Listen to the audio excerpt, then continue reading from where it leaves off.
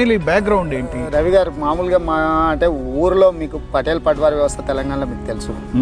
మా father police Patel, మా తాత పోలీస్ పటేల్, మా ముత్తాత పోలీస్ పటేల్.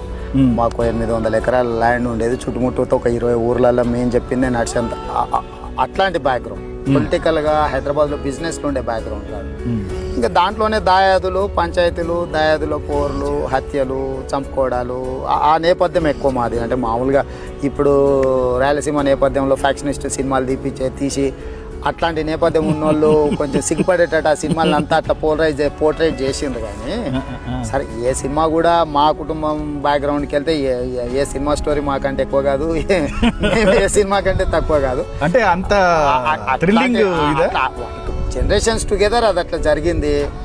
ఏ ఊరోళ్ళైనా మా ఇంటి ముందల నుంచి నడుచుకుంటూ పోవాలంటే చెప్పులు వేసుకొని పోయేవాళ్ళు కాదు. నేను చూసినప్పుడు కూడా చుట్టుముట్టు ఊర్లలో ఎవడే పంచాయతీ పెట్టుకున్నా కూడా మా ఇంటి ముందర ఉండి చెట్టు కిందనే పంచాయతీ దిగాలి. ఊర్లో ఎవరు రాజకీయం గురించి ఎవరు రావాలన్నా మా ఇంటికి వచ్చి చెప్పి వెళ్ళిపోవాలి. ఆ రకంగా జరిగినప్పుడు జరిగింది. ఇంకా దాని గురించి దాన్ని మీరు సపోర్ట్ చేస్తున్నారా? ఇంటి ముందు వెళ్తూ చెప్పులు వేసుకుని కొంచెం ఫ్యూడల్ వ్యవస్థలో ఉంది కదా. ఫ్యూడల్ వ్యవస్థ నుంచి వచ్చిన కుటుంబమే.